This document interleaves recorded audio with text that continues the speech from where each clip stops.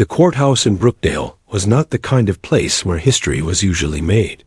A red brick building that stood at the corner of Main and Jefferson. It was modest in size and plain in design. Locals often said it looked more like an oversized library than a center of justice. On most days, the building saw only a trickle of activity: petty theft hearings, traffic violations, the occasional dispute over land or property.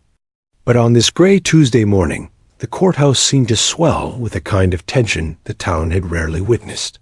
From the moment the doors opened, people filed in steadily, pressing past the metal detectors, whispering among themselves in voices heavy with curiosity.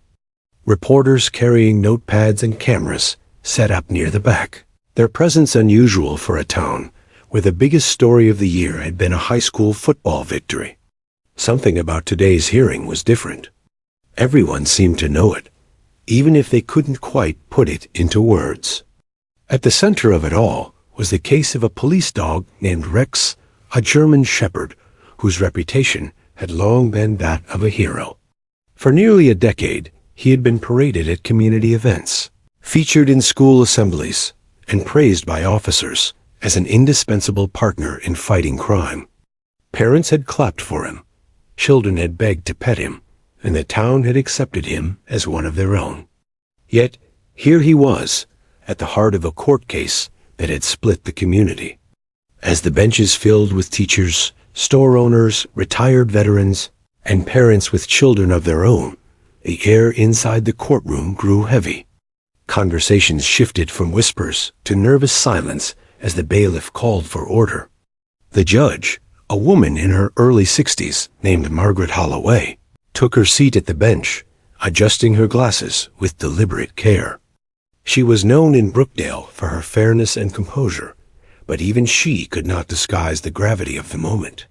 At one table sat the county prosecutor, his suit pressed neatly, his expression unreadable.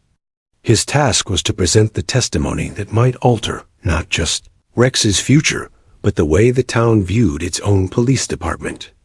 On the other side sat the defense, representing the local sheriff's office, whose officers had trained and worked alongside Rex for years.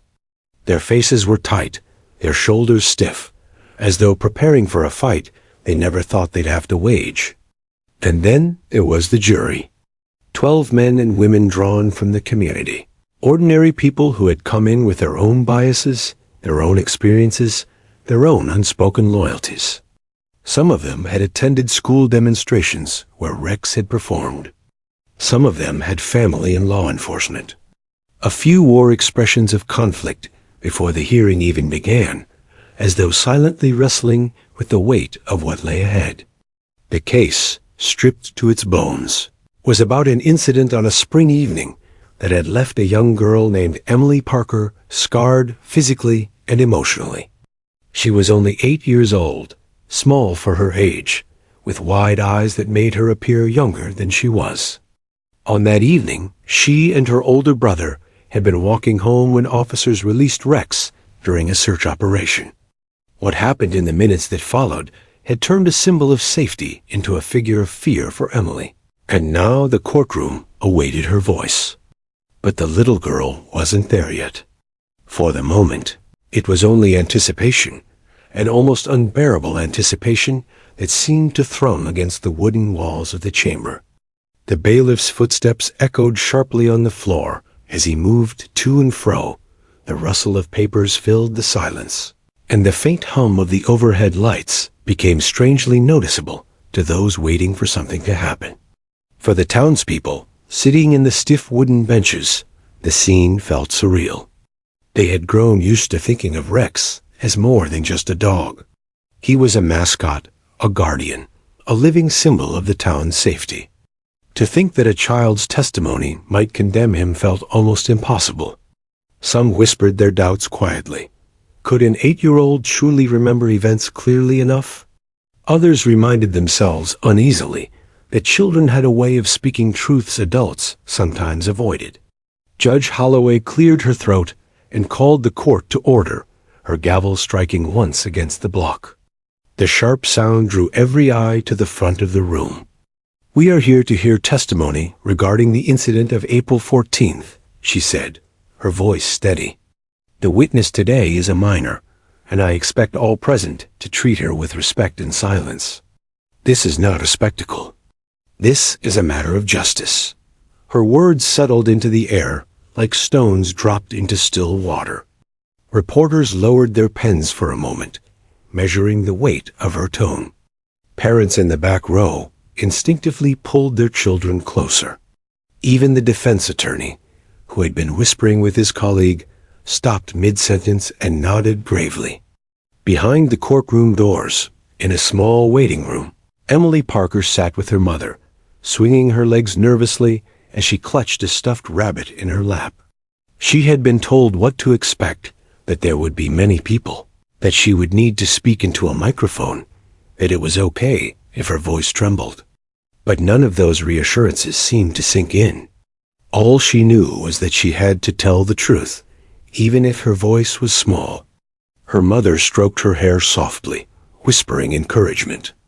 A victim's advocate from the county knelt beside her, reminding Emily that she wasn't alone. Still, the girl's stomach twisted in knots.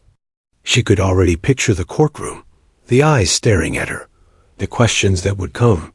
She remembered the night of the incident in flashes bright, sharp, terrifying, and she wondered how much of it she would have to say out loud.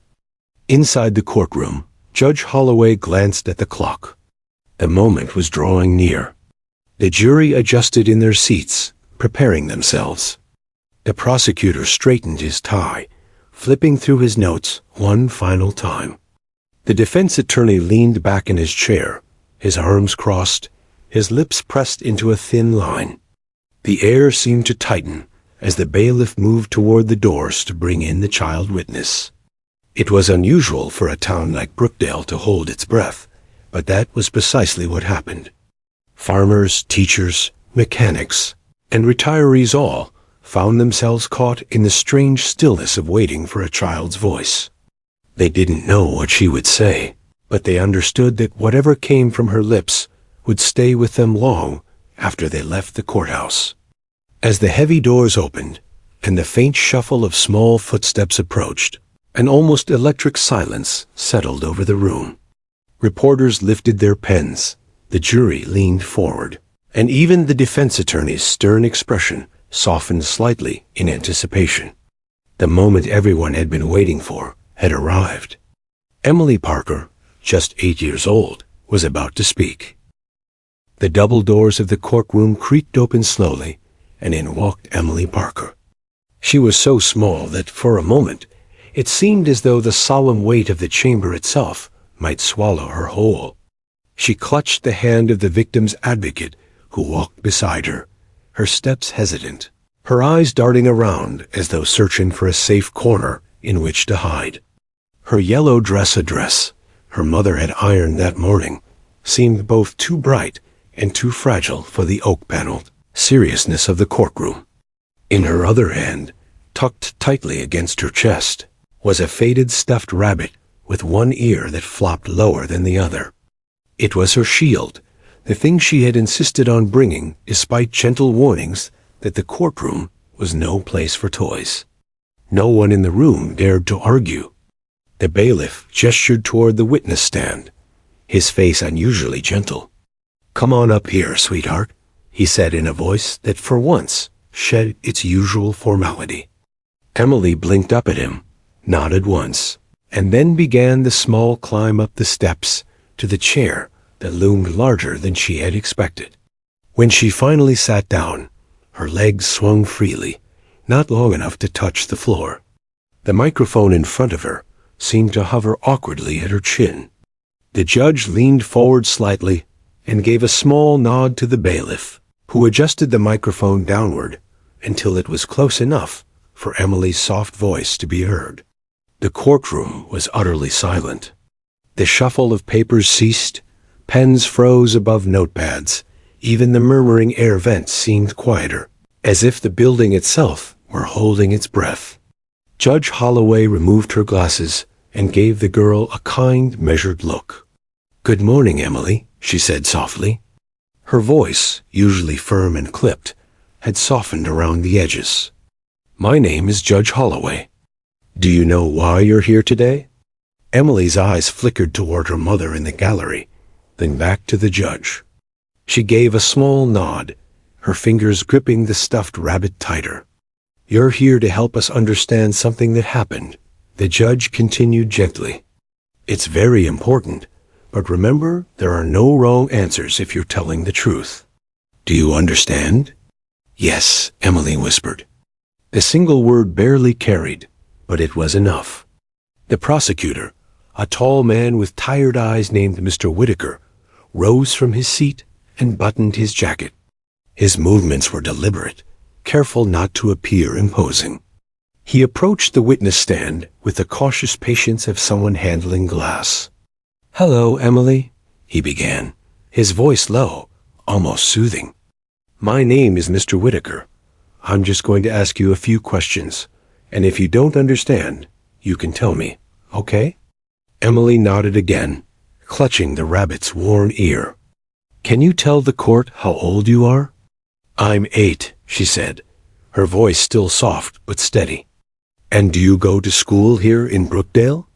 "Yes, I'm in 3rd grade." Her answers were short, clipped, but the act of speaking seemed to grow easier with each word. She glanced toward the jury, then back down at her lap, as though afraid of what their faces might reveal. Mr. Whitaker crouched slightly, lowering himself to be closer to her eye level. "Emily, I'd like to talk about what happened on April 14th. Do you remember that day?" The girl shifted in her seat, her small shoulders rising and falling in a nervous breath. Her hand stroked the rabbit's soft fur, a nervous habit. "Yes," she said finally. "Can you tell us what you were doing that evening?" "I was walking home with my brother," Emily answered, her voice a touch firmer now. "It was getting dark, and we were on Maple Street." Whitaker nodded encouragingly. "And what happened then?" For the first time, Emily's gaze dropped fully to her lap. She pressed the rabbit to her chest, as though it could absorb the memory. The silence stretched until the judge leaned forward again. "It's okay, Emily," Judge Holloway said gently. "Take your time." The little girl nodded, her lips pressing into a thin line before she spoke again. "We saw police cars. They were looking for someone." Her words triggered a ripple of recognition in the courtroom. Many people there remembered hearing the sirens that night, though few had known what came after. Emily continued, her voice trembling slightly. "A policeman opened the car, and a dog ran out. He was barking really loud. My brother told me to stay still, but—" She swallowed hard, her eyes brimming with tears she refused to let fall. "The dog came at me." The room shifted with quiet unease. A juror in the front row leaned forward, his knuckles white against the armrest. "What happened when the dog came toward you?" Whitaker asked softly. Emily's lips trembled. Her small fingers twisted the rabbit's ear until it looked like it might tear. "He jumped on me," she whispered. "I fell down. He bit my arm." At that, the silence in the room grew heavier still. A few spectators exchanged uneasy glances. Officers in uniform shifted in their seats. "Can you tell us how that felt, Emily?" the prosecutor asked carefully. She hesitated, her face tightening in a mixture of fear and remembered pain. Then she whispered, so softly the microphone nearly missed it. "It felt like I was going to die." The words hung in the air like smoke, impossible to wave away. Someone in the gallery gasped before quickly covering their mouth. Mr. Whitaker's own throat tightened, but he forced himself to remain steady.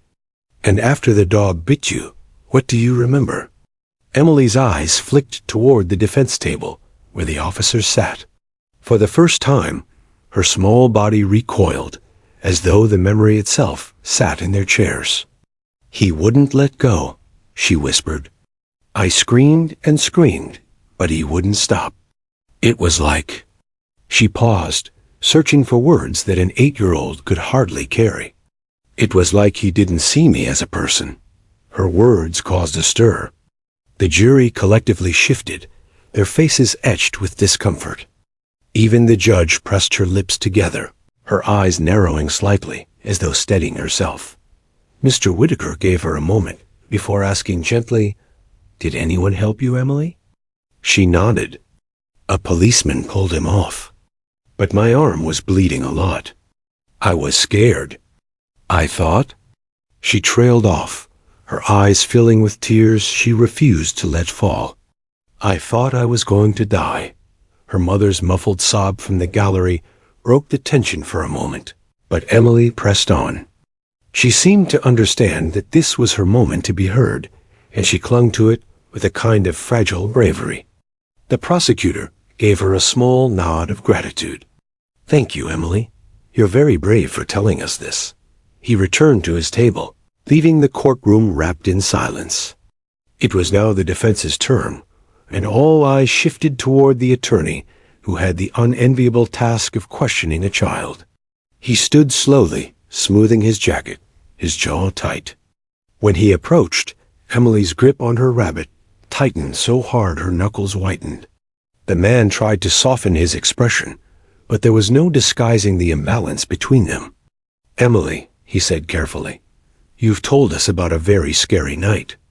I'm sorry you had to go through that. But I need to ask you a few questions, all right?" Emily nodded, though her eyes never lifted from her lap. The defense lawyer paced slowly. "You said it was dark that evening, yes?" "Yes. And you were scared?" "Yes. When people are scared, sometimes they don't remember everything exactly right. Do you think that could have happened to you?"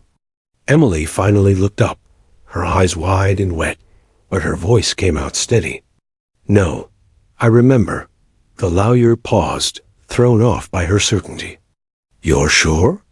"Yes," Emily said, her small voice cutting through the silence. "I remember how he looked at me."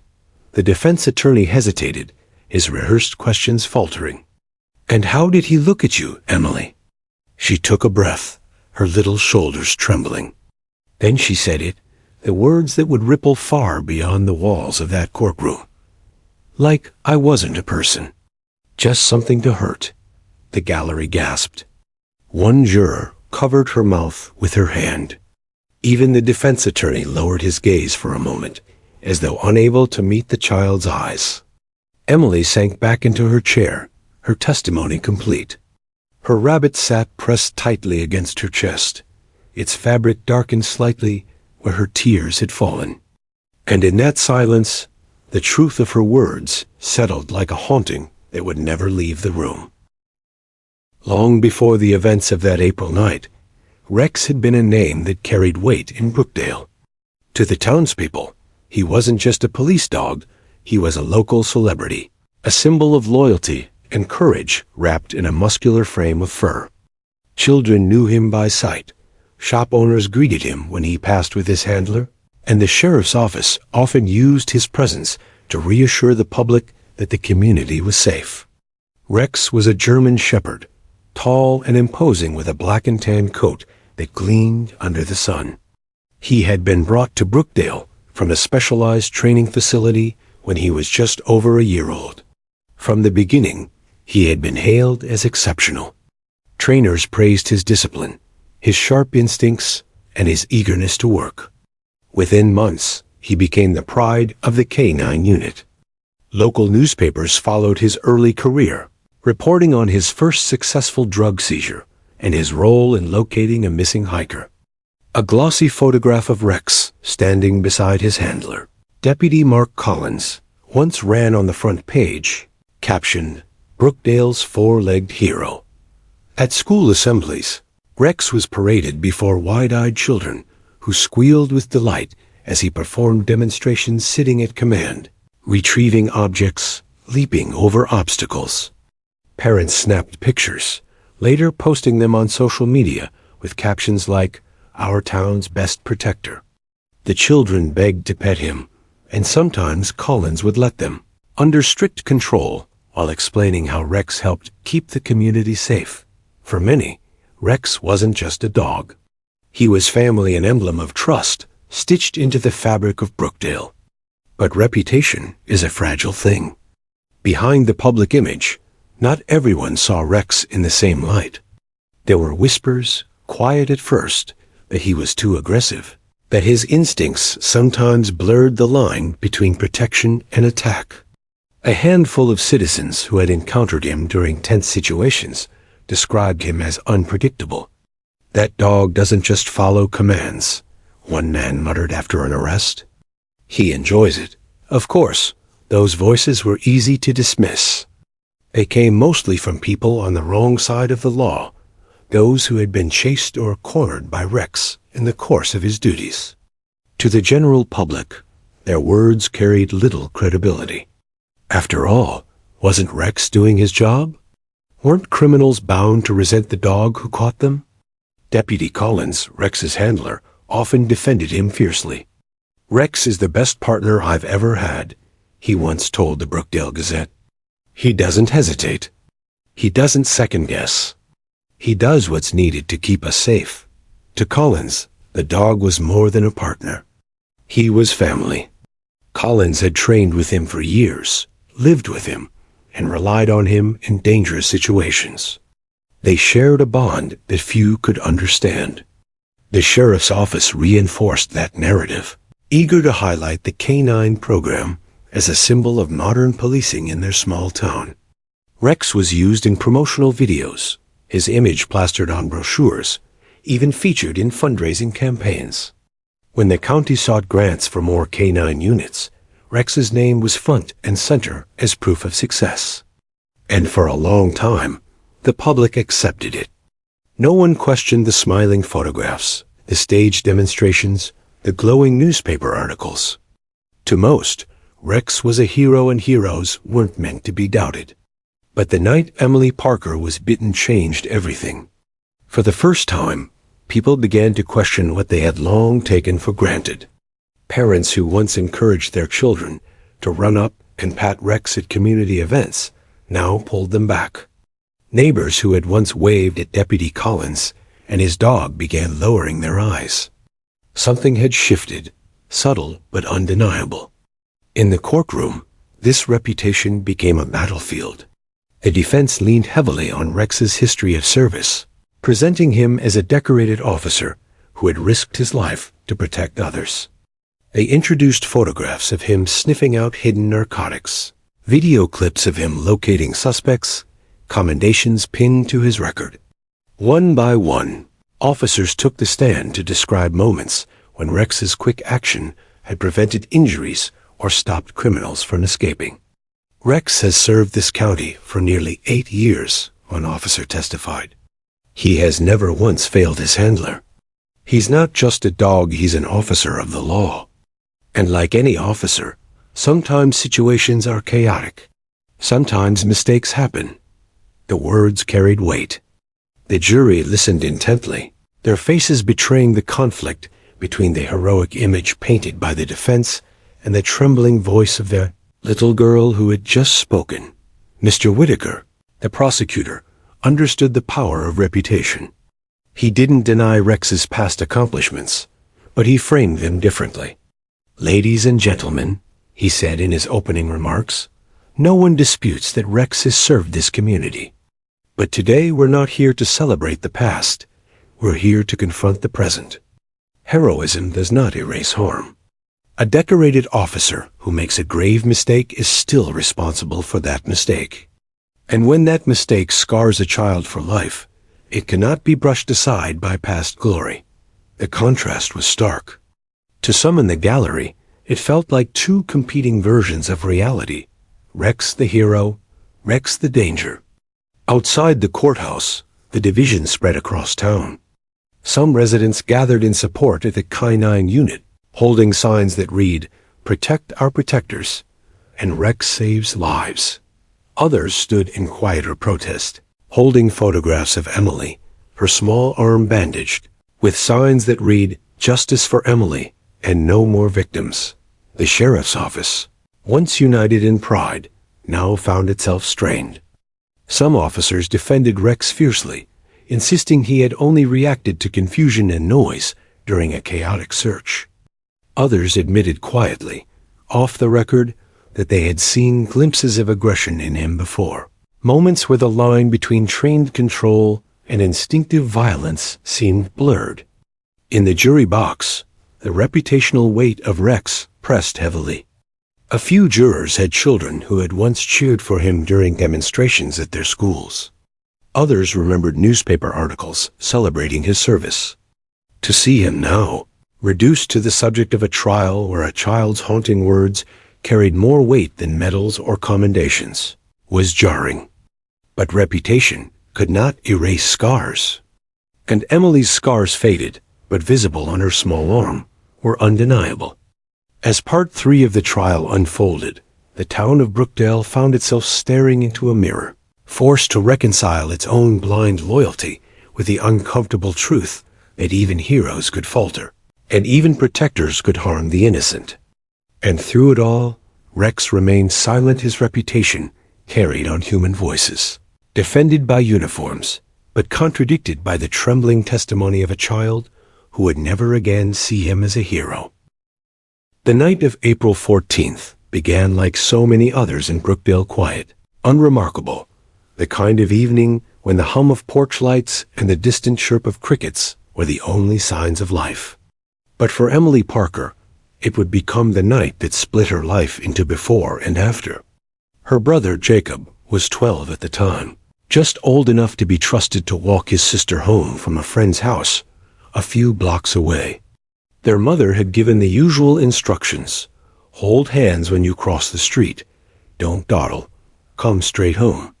It was a small town, safe enough by most measures, and yet April evenings still carried a chill that made the children walk briskly. Emily's stuffed rabbit poked from the top of her backpack, ears flopping with each step. As they turned onto Maple Street, the calm dissolved. Police cars lined the road, their red and blue lights flashing against storefront windows.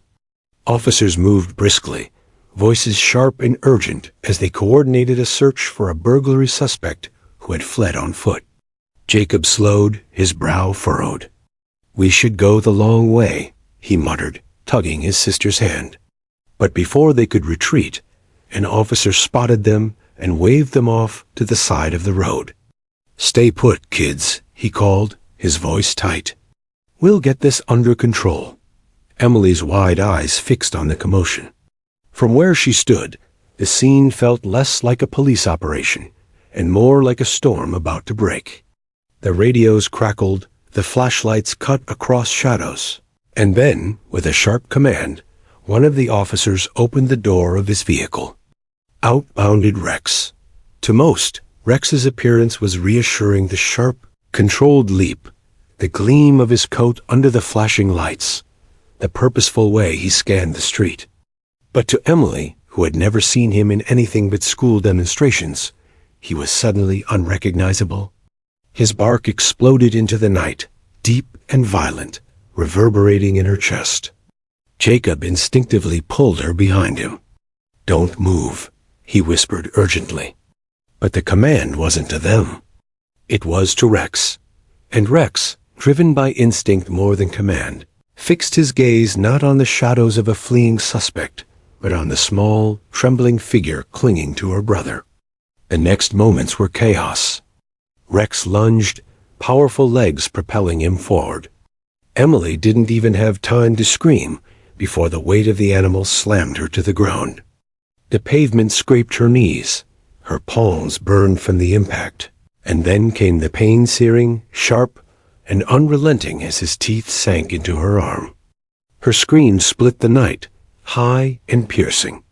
Jacob yelled too, kicking at the dog, trying desperately to pull his sister free. Officers rushed in, shouts colliding with the roar of barking. One voice shouted, "Rex! Out, out!" But the command was swallowed by the frenzy. Emily's memory fractured into flashes. The hot breath against her skin, the blur of fur, the metallic taste of fear in her mouth. She remembered looking up at the dog's eyes cold, locked onto her, not with recognition, but with a frightening emptiness. She would later describe it in court as like I wasn't a person. Just something to hurt. Finally, after what felt like an eternity, 2 officers wrenched Rex back. He resisted, growling, teeth bared, before the leash yanked him away. Emily's arm was bloodied, torn, and her small body trembled uncontrollably. Jacob fell to his knees beside her, pressing his jacket against the wound the way he'd seen adults do in movies. His voice cracked as he cried, "You're okay, Emmy, you're okay," though his tears betrayed his words. An officer knelt, fumbling with a first aid kit, his hands shaking as he wrapped gauze around the child's arm. Another officer tried to comfort Jacob, but the boy pushed him away, his anger and terror boiling over. "You let him out," he shouted, his voice raw. "You let him hurt her." Paramedics arrived within minutes, loading Emily onto a stretcher. She clung to her rabbit, now streaked with blood, her eyes wide and unfocused. She asked the same question over and over, voice weak and trembling. "Am I going to die?" The officers exchanged looks heavy with guilt. No one had an answer. By the time Emily reached the hospital, the news had already begun to ripple across town. A police canine had attacked the child. The words felt impossible, contradictory. People who had clapped for Rex at parades, who had let their children pet him under the careful hand of Deputy Collins, now whispered the story in disbelief. For the Parker family, disbelief wasn't an option. Emily's wound required stitches and weeks of follow-up care. She woke in the night screaming, clutching her bandaged arm, convinced she could still hear barking. Jacob, once the protective older brother, carried his own scar's guilt that he hadn't been able to stop it, shame that he couldn't make her feel safe. When the sheriff's office called to offer apologies, the words rang hollow.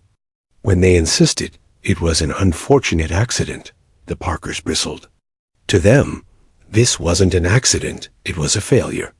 The decision to bring the case to court came after weeks of hesitation, arguments, and tears. Some urged the family to let it go, to accept the town's explanation that Rex was only doing his job. But Emily's scars, fading but permanent, were reminders that justice couldn't be smoothed over with apologies. And so, the courtroom became the stage where 2 versions of the incident would collide. One of a trusted canine whose instincts had misfired in a chaotic moment, and one of a little girl who would forever remember the night a hero turned into her worst nightmare. As the jury listened to testimony, photographs of Emily's stitched arm were passed around, stark against the white background of medical charts. Jacob recounted his desperate attempts to save his sister, his voice cracking as he relived the night. Officers explained the procedures for deploying a canine, admitting under cross-examination that mistakes were made. But no evidence struck as deep as Emily's own words, delivered with trembling honesty. "He looked at me like I wasn't a person."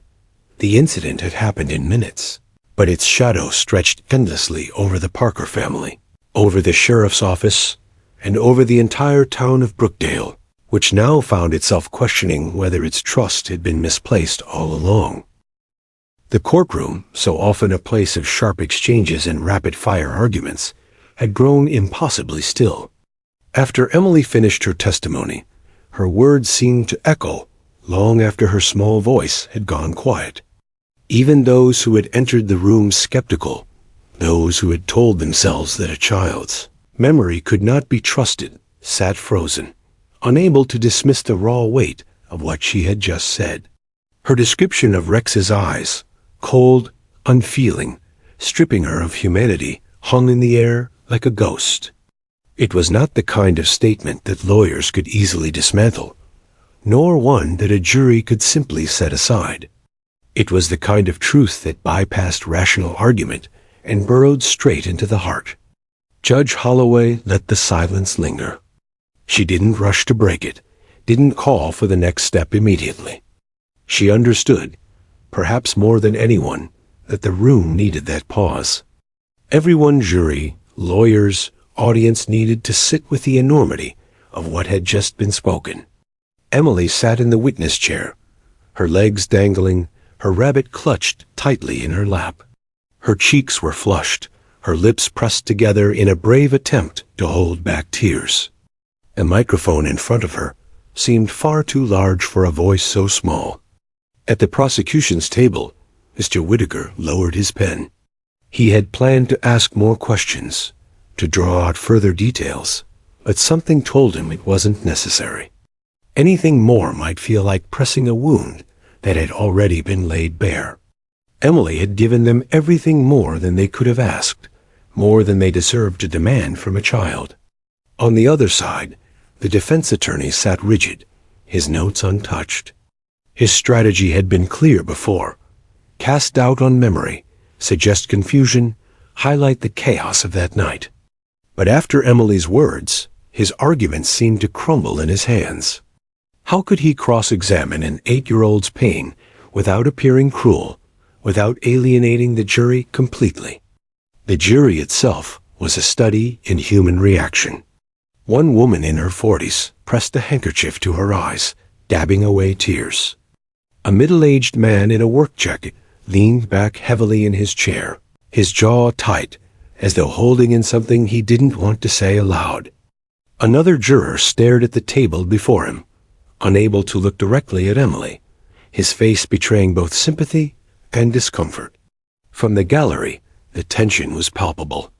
Parents shifted uncomfortably, pulling their children closer. Officers in uniform sat stone-faced, though a few avoided eye contact, as if the girl's testimony had struck too close to a truth they had long ignored. Reporters scribbled furiously, though even they seemed subdued, their usual hunger for a headline tempered by the gravity of the moment. Finally, Judge Holloway cleared her throat. "Thank you, Emily," she said softly. "You've been very brave today. You may step down now." Emily nodded, clutching her rabbit as she slid from the chair. Her mother rushed to meet her at the side of the courtroom, folding her into a protective embrace. For a moment, the tension in the room shifted, not gone, but softened by the sight of a mother shielding her child. Together, they left the courtroom, their footsteps small, but echoing loudly in the silence left behind. When the doors closed behind them, the judge turned back to the jury. "You will disregard any emotional reaction you may have experienced," she instructed firmly, though even she seemed to know the futility of her words. "Your duty is to weigh the facts presented, not sentiment." But sentiment had already seeped into the marrow of the case. Facts alone could not erase the image of a child trembling in the witness stand, speaking of eyes that looked through her as if she were nothing. The prosecutor stood, adjusting his jacket. "The state rests its case, Your Honor," he said simply, his voice calm but carrying an undertone of certainty. All eyes turned to the defense table. The attorney straightened his notes, buying himself a moment. He knew that what came next might decide everything. If he pushed too hard against the child's testimony, the jury would recoil. If he did too little, he risked conceding the case outright. He was a seasoned lawyer, but even he felt the peculiar helplessness of standing in the shadow of a child's truth. He rose slowly. "Your Honor, the defense would like to call its first witness," he announced. Yet the silence remained heavy, stretching like a thread across the room. The jury, the gallery, even the court staff seemed to move more cautiously, as if afraid to disturb the lingering echo of Emily's words. In that silence, something had shifted, not just in the trial, but in Brookdale itself. People who had once cheered for Rex now looked at the case with new eyes. Officers who had once defended him without question now wondered, privately, if their loyalty had blinded them. Parents who had once told their children that police dogs were always safe now wrestled with an unsettling doubt. The silence of the courtroom was more than a pause between testimonies. It was the sound of a town reckoning with itself. And though the trial would continue, though more witnesses would be called and more arguments made, everyone knew that nothing would undo what had been spoken in that stillness. Emily's words had cut through the noise, leaving behind only silence, a silence that haunted, a silence that judged, a silence that no gavel could ever strike away. The trial was only halfway through, but in many ways, it felt as though the heart of the case had already been decided. Emily's testimony, quiet yet devastating, had carved itself into the minds of everyone present. People could not stop replaying her words, not even when the proceedings moved forward, not even when other witnesses took the stand. He looked at me like I wasn't a person, just something to hurt. That sentence hovered over the courtroom like a storm cloud, coloring everything that came after. The defense attempted to steady the ground. Their strategy relied heavily on reframing the incident as a tragic but understandable accident. They called in officers to testify, men and women in uniform who had worked alongside Rex for years. Each spoke with pride, describing his discipline, his reliability, his countless successful operations. Deputy Mark Collins, Rex's handler, was the defense's strongest voice. Tall, broad-shouldered, his uniform pressed neatly. He carried himself with the solemn weight of a man who felt he was not just defending a dog, but defending his own reputation. Rex has been my partner for almost a decade, Collins said, his voice steady but heavy with emotion. He has saved my life more than once. He has saved the lives of fellow officers. He has tracked down criminals who would have otherwise escaped into our community. To sit here today and hear him described as anything other than a hero it's painful. It's wrong. He paused, his eyes flicking briefly toward the jury. That night, April 14th, was chaos. We were chasing a suspect through the dark. Commands were being shouted, radios blaring. Rex responded to movement like he was trained to do. It was not malice. It was not cruelty. It was instinct in a confusing, high-pressure moment. The defense attorney nodded approvingly. Deputy Collins, do you believe Rex intentionally targeted Emily Parker? No, Collins replied firmly. Rex does not see the world in those terms. He's a working dog. He was trained to pursue and subdue. Unfortunately, Emily was in the wrong place at the wrong time. On paper, his testimony was compelling. The jurors scribbled notes, reporters tapped on their laptops, and the gallery shifted as though considering his words. But beneath it all, Emily's voice still lingered. Because her testimony had not been about procedures, or training manuals, or protocols gone wrong. It had been about something deeper, something almost primal, the way Rex's eyes had stripped her of humanity in a moment of terror. And once those words had been spoken, it became difficult to see him as just a tool of law enforcement. The prosecutor, Mr. Whitaker, seized on that gap. When his turn came to cross-examine Collins, he was calm, methodical. You've described Rex as disciplined, Whitaker began. Would you agree that discipline means knowing the difference between the right target and the wrong one? Collins hesitated, shifting slightly in his chair. Discipline in a dog isn't the same as discipline in a person. Dogs don't rationalize. They respond. Whitaker nodded. Exactly. They respond. And that's why handlers, like yourself, are supposed to control the situations in which they are deployed. Would you agree? Yes, Collins admitted. Whitaker stepped closer, his voice tightening. So when Rex lunged at Emily Parker that night, was that a failure of the dog or of the handler who released him into a chaotic environment with children present? Collins' jaw tightened. It was a tragic accident, he said again, but this time with less conviction. The jury watched closely. Whitaker's point had landed. Whatever explanations the defense might offer, the result was the same. A little girl had been mauled, and calling it an accident didn't erase the scar. Outside the courtroom, the town buzzed with debate. The local paper published daily updates, often headlined with fragments of Emily's testimony. Social media lit up with heated arguments, some defending Rex, others demanding accountability.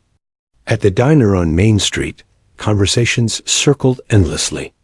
"That dog's a hero," one patron insisted. "We can't just throw him away for one mistake." Across the booth, another shook her head.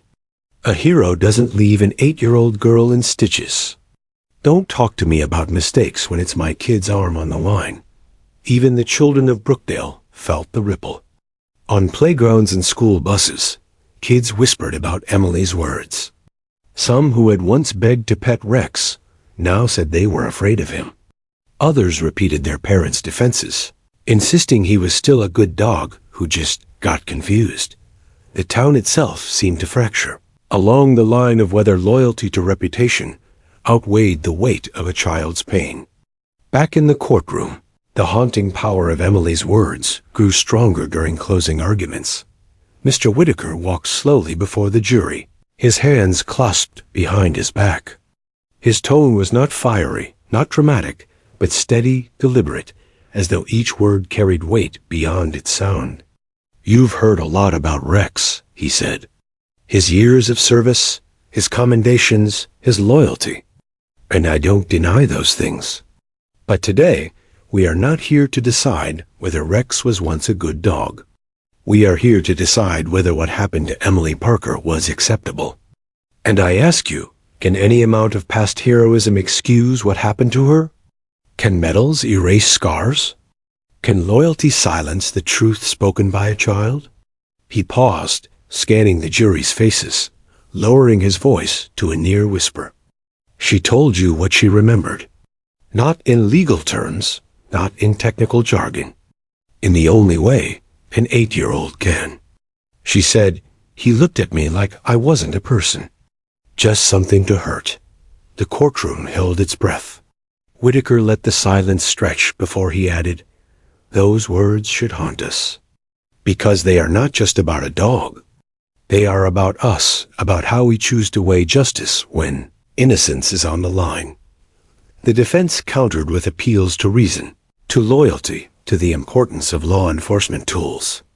They reminded the jury that Rex was not a monster, that he was a product of training and circumstance. But as the lawyers spoke, the jurors' expressions remained distant, guarded. For every polished argument, Emily's trembling voice seemed to rise again in memory, soft but unshakable. When the final gavel struck that day, marking the end of testimony, the silence that followed felt different from all that had come before. It was no longer just the absence of noise, it was the weight of haunting words pressing against the walls, settling into the minds of 12 jurors, who would soon decide not only Rex's fate, but the town's reckoning with its own blind trust.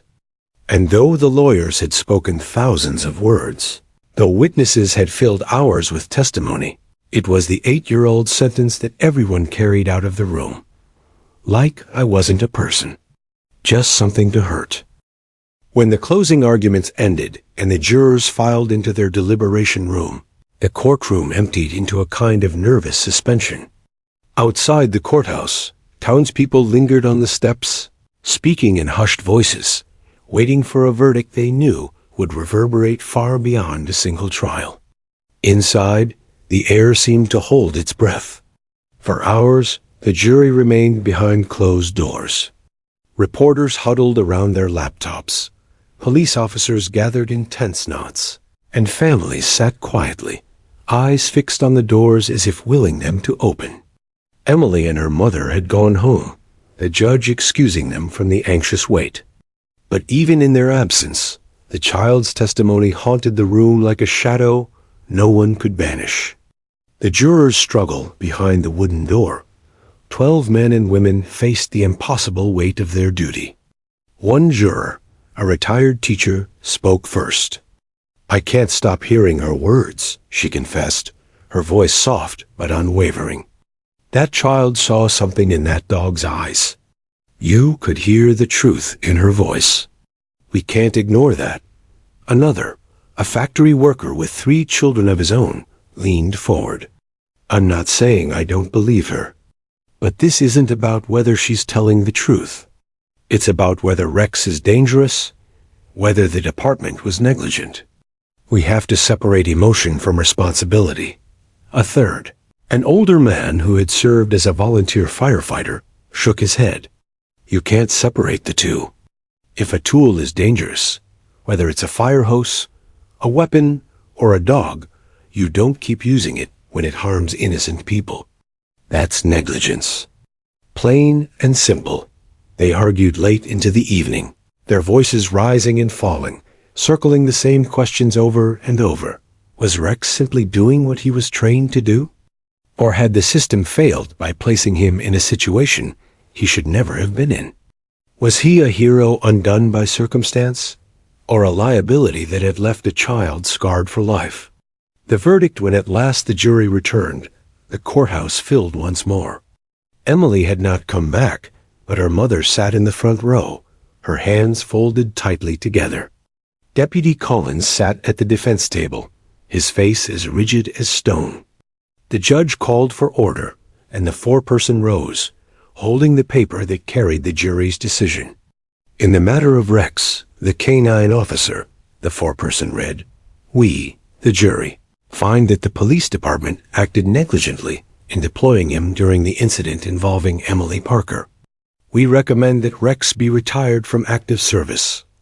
A ripple spread through the room. Gasps, murmurs, the scrape of chairs shifting. The verdict was not criminal in nature, but it carried enormous symbolic weight. It meant Rex would no longer wear the badge, no longer patrol the streets, no longer be the town's silent guardian. Deputy Collins closed his eyes for a long moment. To him, it felt like losing a brother. To Emily's mother, it felt like a measure of justice, though not enough to erase her daughter's nightmares. A divided town, the ruling fractured Brookdale almost instantly. Some residents praised the jury for their courage, saying it was time for accountability. If a tool hurts a child, you put it down, one man told the local news. Simple as that. Parents echoed those sentiments, their voices tinged with both relief and lingering fear. But others bristled with anger, feeling betrayed. That dog saved lives, one woman insisted at the diner. We're throwing away a hero because of one accident.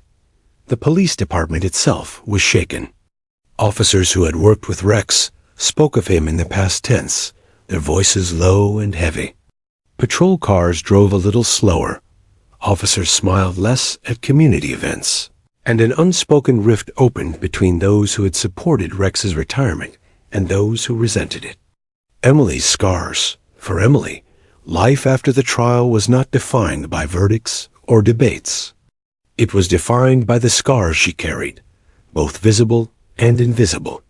Her arm healed slowly, leaving behind thin white lines that stood out against her skin. She wore long sleeves even on warm days, not because she was ashamed, but because she was tired of questions. The physical pain had faded, but the memory lingered, the bark, the weight, the teeth, and above all, the eyes. At night, she sometimes woke in tears, her rabbit clutched tightly in her arms. Her mother would rush to her side, whispering that she was safe, that Rex was gone, that no one could hurt her anymore. But Emily knew the truth. Safety was not a permanent thing. It could vanish in a flash, replaced by a terror that no one saw coming. The weight of words around town, people continued to repeat Emily's testimony, her haunting sentence finding its way into conversations, articles, even sermons on Sunday mornings.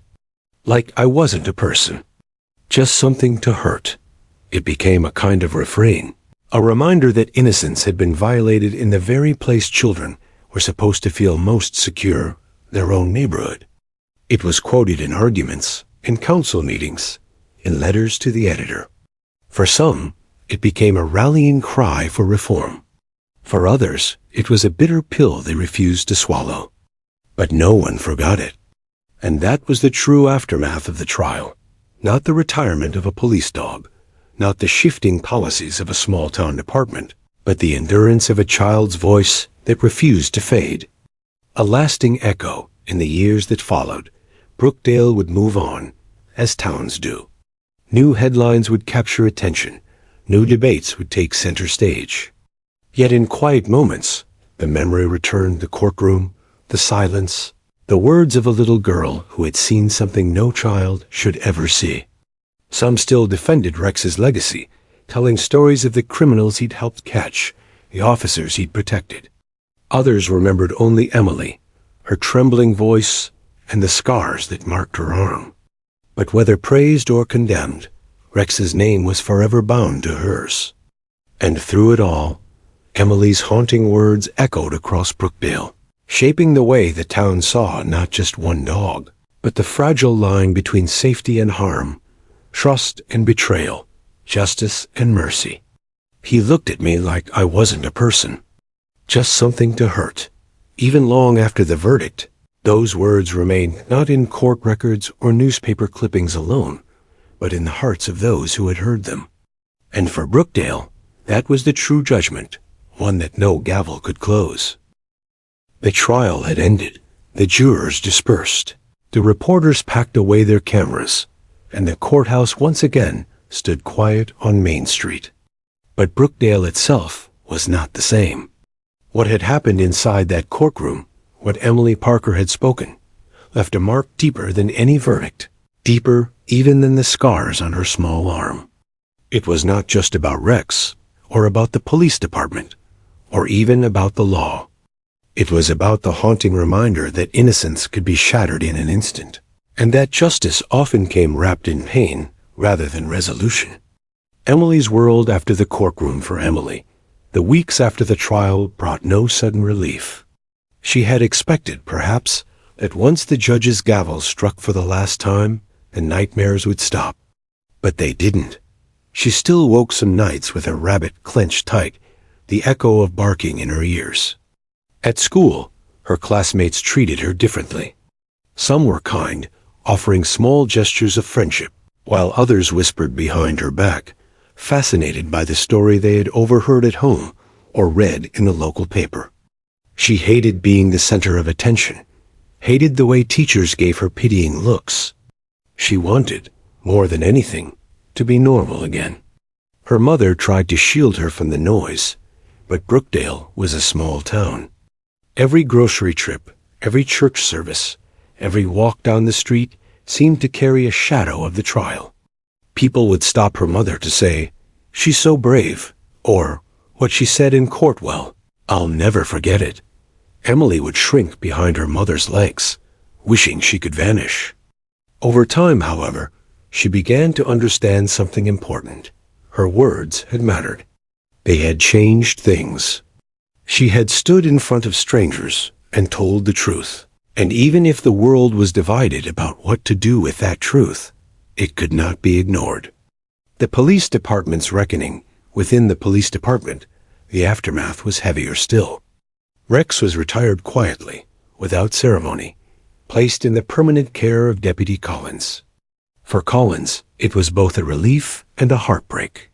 He loved Rex, but every walk with the dog now carried the bitter reminder of what had happened.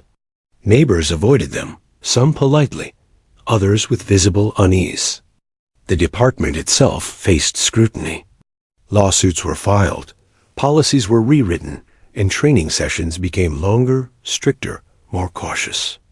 New rules dictated when K-9 units could be released, and officers whispered about how the Parker case had changed everything. Yet resentment simmered as well. Some officers believed the town had betrayed one of their own. "Rex did what he was trained to do," they grumbled. "We've lost faith in ourselves if we can't even defend a loyal dog." That bitterness hardened. The divide between law enforcement and the townspeople, a division that would not be easily healed. Brookdale's lingering divide. The town of Brookdale itself bore scars every bit as visible as Emily's. At community gatherings, debates still sparked over coffee cups and church pews. One half of the town saw the trial as a triumph of accountability, proof that even trusted institutions could be held responsible. The other half saw it as a betrayal, a symbol of ingratitude toward a dog and a department that had once kept them safe. Local elections in the following year became bitterly contested, with candidates openly invoking the case in their speeches.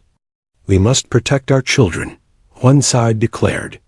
"We must protect our defenders," said the other. Campaign posters dotted lawns like battle flags, neighbors choosing sides in a conflict that seemed endless. It was not unusual, even years later, to hear someone mutter at the diner, "That girl ruined everything," while another would reply, "No, she saved us from blindness." The echo of Emily's words through it all. Emily's testimony remained the story's centerpiece. People repeated her words long after they had faded from headlines. "He looked at me like I wasn't a person. Just something to hurt." For some, the phrase became shorthand for reform, cited in council meetings whenever new safety measures were discussed. For others, it became an uncomfortable reminder of what they preferred not to face, the fallibility of those they trusted most. The truth was undeniable, however. Her words had changed the town. They had become a mirror, forcing Brookdale to see itself not in terms of loyalty or tradition, but in terms of consequences. Emily's growth as Emily grew older, the memory of that night and that trial did not vanish, but it evolved. In her teenage years, she found herself drawn to writing, filling journals with thoughts she had once been too young to express. Words, she realized, had power. Her words had once shifted a courtroom, reshaped a town. They could, perhaps, do more. She spoke occasionally at schools, encouraged by her teachers. Not about the attack itself. She rarely revisited that night in detail, but about courage, about truth, about what it meant to stand small and scared, yet still speak out.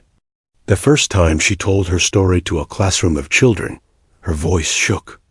But then she saw their faces, wide-eyed and listening, and she understood that sharing her experience could transform fear into strength.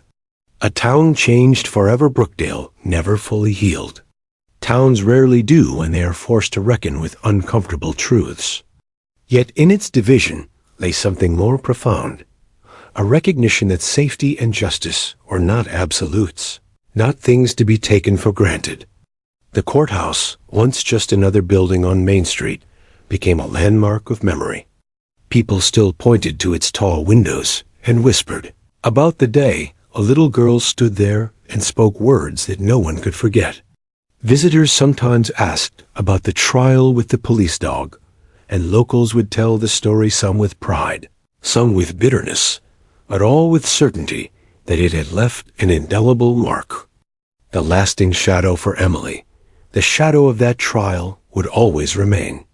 It followed her in the way she glanced at dogs she passed on the street, in the way she flinched at sudden noises, in the way she sometimes traced the scars on her arm, absent-mindedly when lost in thought. But it also remained in the strength she carried, the strength of having faced down fear in a room full of adults and spoken the truth. That truth had haunted the town, divided it, reshaped it. And though she sometimes wished she could have lived a life without it, she knew deep down that it had given her a voice she might never have discovered otherwise. Brookdale would remember Rex as both a hero and a tragedy. But it would remember Emily Parker most of all, not just as the little girl who was bitten, but as the little girl whose words lingered like a ghost. Because in the end, her testimony was not about a single dog or a single night. It was about the way innocence, once broken, cannot be pieced together without leaving cracks. It was about the responsibility of those who claim to protect and the courage of those who demand accountability. And it was about the shadow left behind, the shadow of haunting words that no verdict could erase. He looked at me like I wasn't a person, just something to hurt.